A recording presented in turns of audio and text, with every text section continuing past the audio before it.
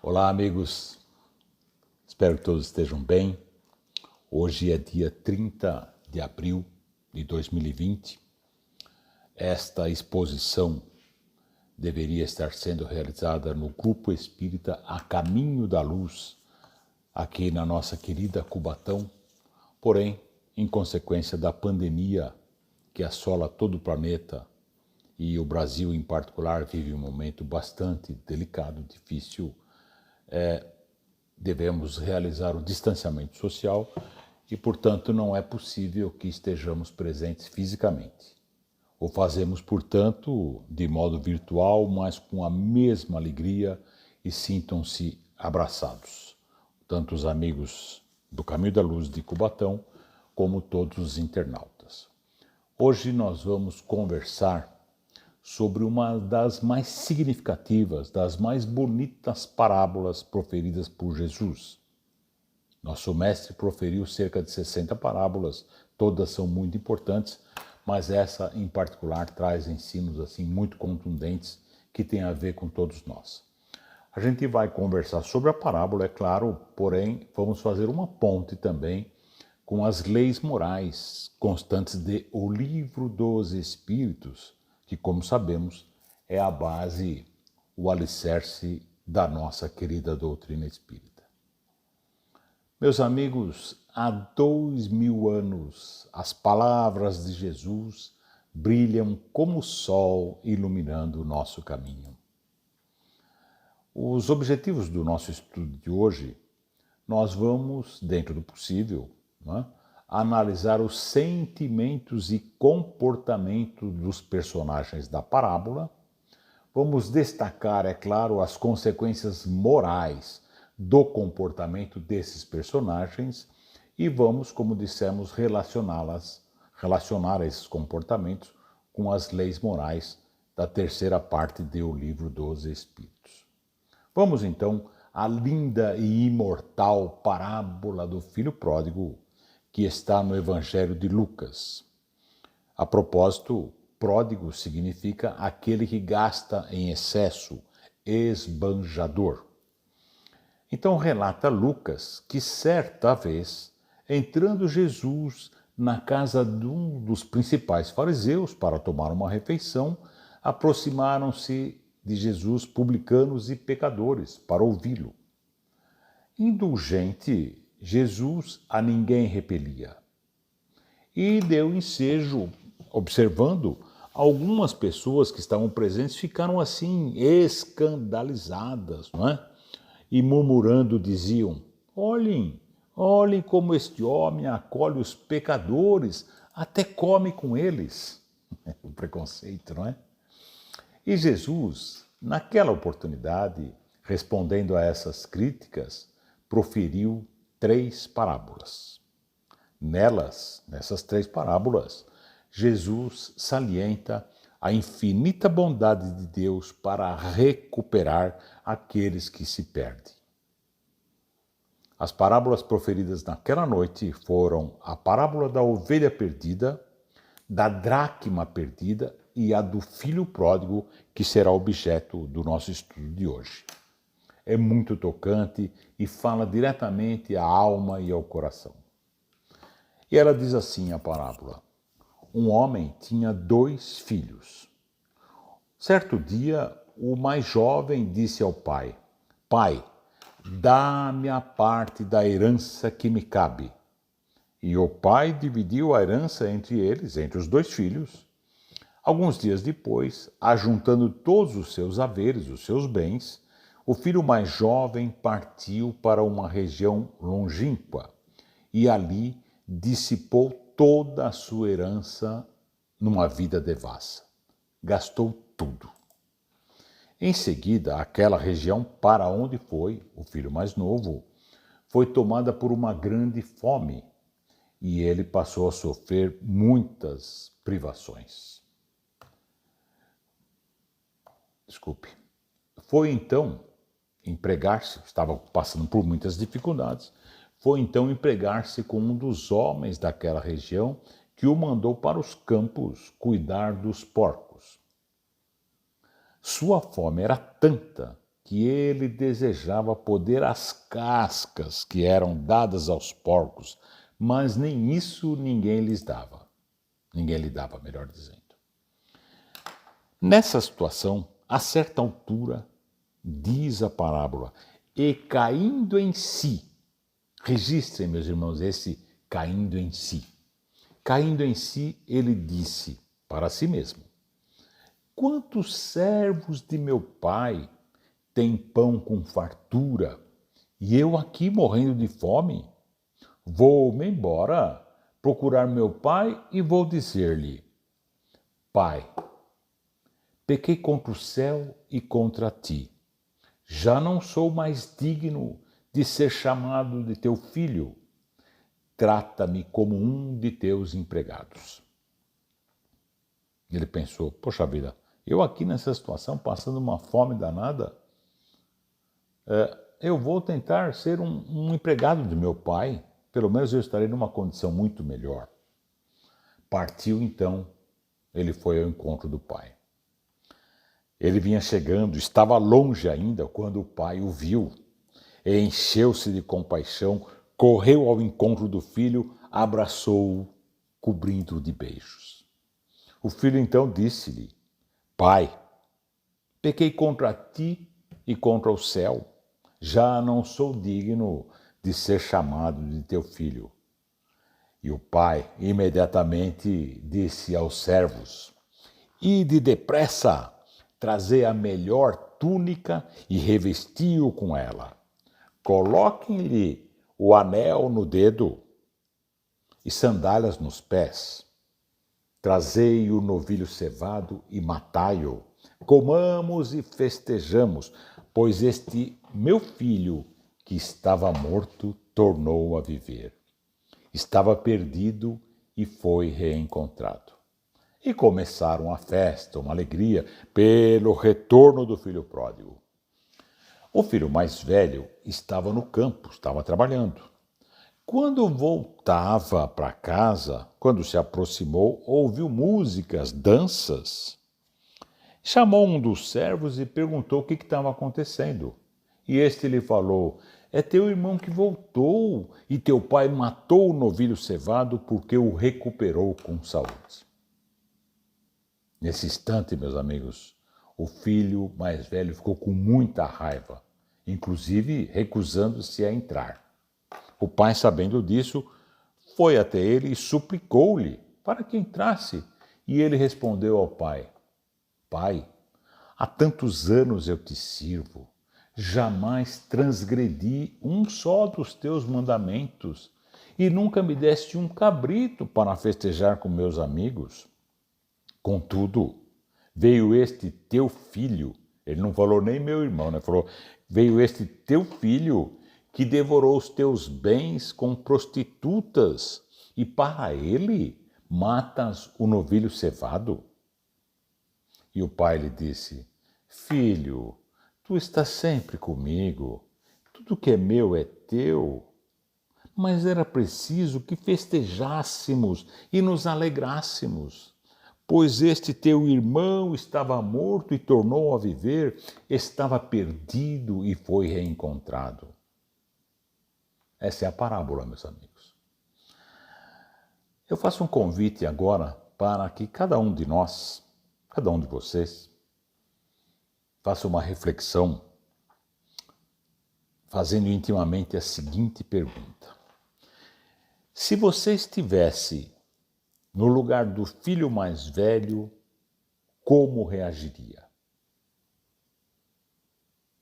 Você reagiria igual a ele? Ou ficaria muito feliz pelo retorno do irmão mais novo, iria lá abraçá-lo também? Como você reagiria? Confesso que muito provavelmente eu agiria igual ele fez. E vocês estão aí com a resposta. Vez ou outra já abordei essa parábola em algumas casas espíritas e, em geral, as pessoas admitem que agiriam como o filho mais velho. É uma reação comum entre nós. Vamos analisar a parábola juntos, então. Na parábola, o pai representa Deus. Os filhos, os dois filhos, a humanidade, os homens.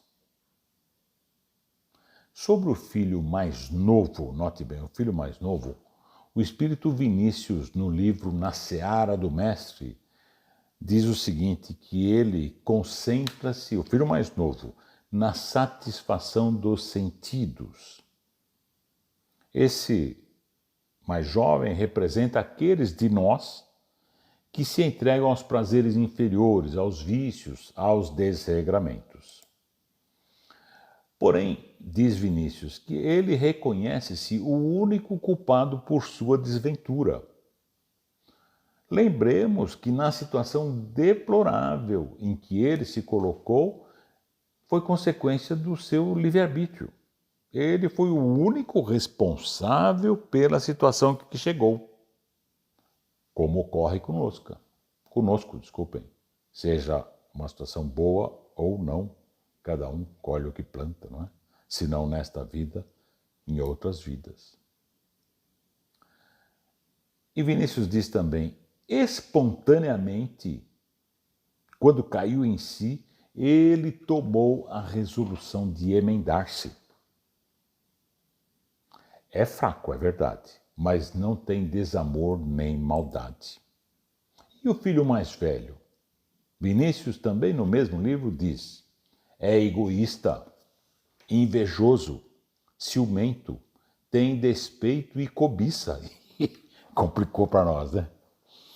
Mostra aridez e secura da alma. Entristece-se, note bem, hein? Entristece-se com a felicidade alheia. Caibar Schutel, o grande Caibar Schutel, sobre o filho mais velho, no livro Parábolas e Ensinos de Jesus, diz que o filho mais velho enterrou seus talentos, cheio de egoísmo e de avareza. Ficou ele não só com os bens que recebeu, lembrem vocês que ele recebeu metade da herança. Ficou não só com os bens que recebeu, como também com as más paixões. Também sobre o filho mais velho, Alírio Cerqueira Filho, no livro Parábolas Terapêuticas, diz o seguinte, parece dedicado, mas não é. É bonzinho, mas sua comunhão com o Pai não é espontânea. Tem uma pseudo-superioridade, ele se acha melhor. Desejava, no fundo, fazer o que o irmão fez, mas não teve coragem, reprimiu-se. Projeta sua indignidade nos outros. Ficou ruim a coisa, hein, para o filho mais velho.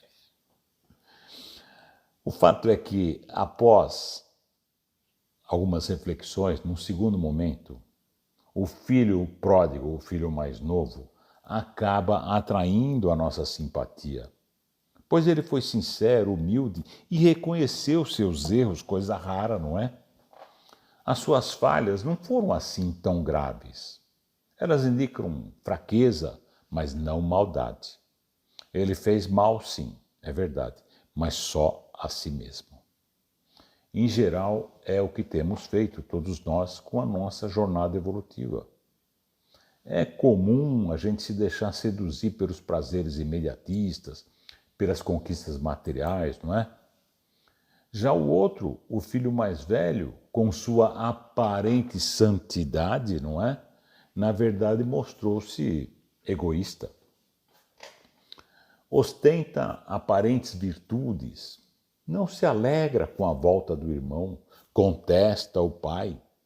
Queria a herança só para si, é mesquinho, bem como queria monopolizar a convivência com o pai. Exclusivismo, não é? Além de questionar o afeto demonstrado pelo pai, o que demonstra inveja, ciúmes, demonstrou também a ausência de piedade, de caridade. A inveja é complicado, né, amigos? Dentre os chamados pecados capitais, vez ou outra a gente encontra alguém que com dignidade reconhece alguns dos seus defeitos, das suas imperfeições. Digamos, tem gente que reconhece a gula, né? Eu como demais, eu sou exagerado, e reconhece uma ou outra imperfeição moral. Mas já viram alguém reconhecer que é invejoso? Não reconhece, né? Dizem até que tem a tal da inveja branca, né? Inventaram essa para dar uma minimizada. Inveja branca é boa, né?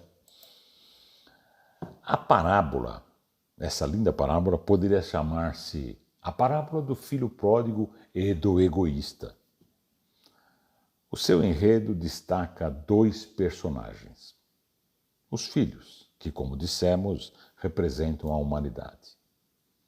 Encarnam duas das mais comuns imperfeições humanas. Um é perdulário, usa mal os bens. O outro é egoísta, portanto, um pecador ainda maior. Como a gente disse, vamos fazer uma ponte rapidamente entre algumas passagens da parábola e as leis morais contidas na terceira parte do livro dos Espíritos.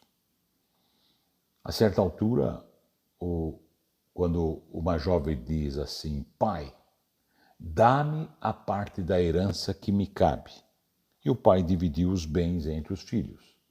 Alguns dias depois, ajuntando seus haveres, o filho mais jovem partiu para uma região longínqua. Na questão 843, que está na Lei da Liberdade, falando do livre-arbítrio, Kardec perguntou assim: tem o homem o livre-arbítrio de seus atos? E a espiritualidade superior, a equipe do Espírito Verdade, responde: pois que tem a liberdade de pensar, tem igualmente de fazer. Sem o livre-arbítrio, o homem seria uma máquina. Claro, né? Não haveria mérito.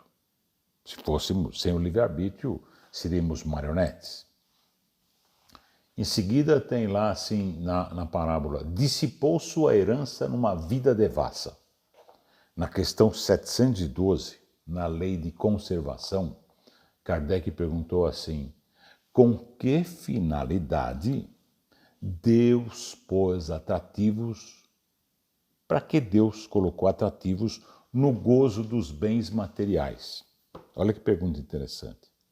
E eles respondem: para excitar ao homem ao cumprimento da sua missão e também para prová-lo pela tentação. Na questão seguinte, 712A, e aí Kardec fala assim: mas qual é o objetivo da tentação? Desenvolver sua razão, que deve preservá-lo dos excessos. Adiante, na parábola temos: e havendo ele gastado tudo, houve naquela terra uma grande fome. E ele começou a passar por grandes privações. Questão 815, na lei de igualdade, provas da riqueza, da miséria, Kardec perguntando: qual das duas provas é a mais perigosa para o homem? A desgraça ou a riqueza? E os espíritos respondem: tanto uma como outra o são. Perigosa. A miséria provoca queixas e lamentações. É muito comum a gente ver: mas por que eu passo por isso? Por que eu tenho tantas dificuldades e o outro não? Etc. e tal, né? Lamentações contra a previdência divina. E a riqueza leva a todo tipo de excesso. Meus amigos, saibam vocês que a riqueza material e a beleza física são duas das provas mais difíceis de serem superadas. A beleza física, porque excita a vaidade, se achar melhor que os outros, etc. E a riqueza também. A riqueza promove um distanciamento de Deus quando mal usada. Então, a beleza e a riqueza são provas muito difíceis. Graças a Deus, eu estou livre das duas. Adiante na parábola tem lá aquele trecho: e caindo em si, disse, questão 621, onde está gravada a lei de Deus? E a resposta objetiva dos espíritos superiores: na consciência. Dessa parábola, eu me encanto com muitas passagens, mas essa em particular, caindo em si, é brilhante. É um momento muito especial. Todos vocês, estudantes da doutrina espírita, já ouviram falar da reforma íntima. Estamos aqui para nos melhorarmos. A principal, praticamente a única razão de termos encarnado é nos melhorar. Ou seja, retornar ao plano espiritual melhor do que aqui chegamos. É para isso que a gente encarnou. Passar por provas, por expiações, por situações, superá-las e nos melhorarmos. Agora, considero que o cair em si é a parte vital, mais importante para a reforma íntima. Porque aquele que não reconhece seus erros, suas imperfeições, seus defeitos, ele não tem por que mudar. Verdade ou não? A maioria de nós acha que sempre estamos certos, o errado é o outro. Então, se eu estou certo, por que mudar? E o legal é o cair em si. É o momento em que você, com humildade, com honestidade, com sinceridade consigo mesmo, você percebe o erro, o engano, cai em si. É o primeiro passo da mudança. Sem ele, não há mudança. Continuando nessa ponte, parábola com o Livro dos Espíritos. Vou-me embora procurar o meu Pai. Lei de Adoração, questão 650. A consciência de sua fraqueza, diziam os Espíritos, a consciência de sua fraqueza leva o homem a se curvar diante daquele que o pode proteger. Conhecemos o ensino evangélico quando Jesus diz: ajuda-te e o céu te ajudará. A parábola diz: seu pai estava pronto para recebê-lo. Mas, meus amigos, teve que partir dele, do filho pródigo, o reencontro com o pai. Ele tinha que fazer a parte dele. Ajuda-te e o céu te ajudará. Ele foi ao encontro do pai e aí foi bem recebido, mas teve que partir dele. No livro Confissões, de Santo Agostinho, o grande filósofo, ele imagina, lá no livro Confissões, ele, Agostinho, tendo um diálogo com Deus, no qual Deus lhe fala assim: Agostinho, eu te criei sem ti, mas não posso te ajudar sem ti. Vou repetir. Agostinho, eu te criei sem ti. É claro, quando Deus nos criou, não existíamos. Eu te criei sem ti, mas eu não tenho como te ajudar sem ti. Façamos a nossa parte. Aquele que pede a Deus o perdão das suas faltas, não o obtém senão mudando de conduta. Faz sentido, não? Se você pede a Deus o perdão dos seus erros, mude. Aquela conduta que levou ao erro, você tem que mudar. E assim você será perdoado. Na verdade, não é Deus que perdoa, são as leis que perdoam, né? As boas ações, meus amigos, são as melhores preces. Os atos valem mais do que palavras. Ainda na parábola, então ele, o filho mais velho, ficou com muita raiva e não queria entrar. Questão 654. Deus prefere, notem bem, meus amigos, Deus prefere os que o adoram do fundo do coração com sinceridade. Não da boca para fora, né? Não com coisas exteriores. E Kardec, comentando a questão 717, também da lei de conservação, diz assim: muitos há que da religião só tem a máscara. Aliás, o que nós temos ouvido falar e visto, máscara, né? Nesse momento de coronavírus, mas não é essa máscara. É a máscara de comportamento. E o Alírio Cerqueira Filho, que já citamos anteriormente, fala sobre as máscaras. Ele diz assim: aqueles que cultivam as máscaras estão sempre focados nos outros. É verdade, né? Sempre o outro. No que eles fazem, no que eles deixam de fazer, é o outro. Não olha para si. Freud, por exemplo, nos ensina a culpar nossos pais. Karl Marx, por outro lado, ensina a culparmos as classes dominantes. Enfim, o lance é sempre culpar o outro. Na verdade, a única pessoa que você pode realmente considerar responsável pelas suas dificuldades, sabe quem é? Você mesmo. Senão não seria justo. Na questão 918, falando das características do homem de bem, Kardec diz assim: o homem de bem é indulgente para com as fraquezas alheias, porque sabe que ele também precisa da indulgência dos outros. E lembra Kardec das palavras de Jesus quando diz: atire a primeira pedra àquele que estiver sem pecado. Quem não, não é? O filho mais velho ficou com raiva, não queria entrar, demonstrando ciúmes, inveja, né? E na questão 913 da perfeição moral, Kardec pergunta assim para os espíritos superiores: dentre os vícios, os defeitos, dentre as imperfeições, qual se pode considerar o maior dos vícios, o maior dos defeitos? E eles respondem: temo-lo dito muitas vezes, o egoísmo.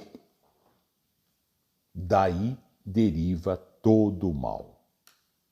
E completam: estudai todos os vícios, todas as imperfeições humanas. Estudai todos os vícios e vereis que no fundo de todos há egoísmo. Ele neutraliza todas as outras qualidades. Meus amigos, o egoísmo é o pai de todos os problemas, todos os defeitos, todas as imperfeições da humanidade. É o chefão, o egoísmo.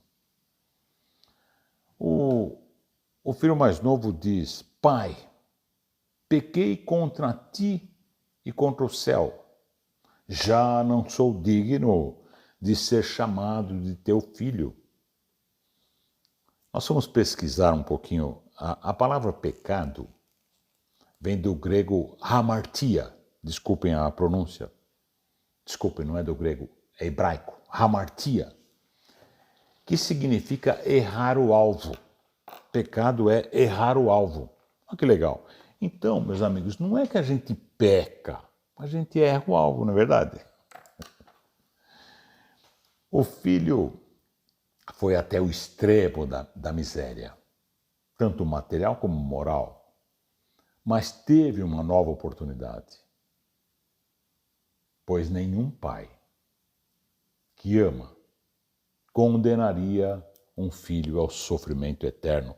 Aquilo que se chama de inferno, não existe o sofrimento eterno. Essa ideia do inferno é inconcebível, incompatível com a justiça divina. A magnífica parábola indica que todas as almas serão salvas. Quando? Depende de cada um de nós. E para a gente concluir, lembremos Jesus quando diz: conhecereis a verdade e a verdade vos libertará. E o magnífico convite com o qual encerramos essa exposição, quando o Mestre diz assim: vinde a mim, todos vós que estáis aflitos e sobrecarregados, que eu vos aliviarei. Tomai sobre vós o meu jugo e aprendei comigo, que sou brando e humilde de coração, e achareis repouso para as vossas almas, pois é suave o meu jugo e leve o meu fardo. É lindo, né? Meus amigos queridos, obrigado pela paciência, que Deus os abençoe, cuidem-se, fiquem em casa sempre que possível, até que a gente passe por isso, e vai passar. Como diz Maria Santíssima Mãe de Jesus, tudo passa, isso também vai passar. Fique com Deus, obrigado pela paciência.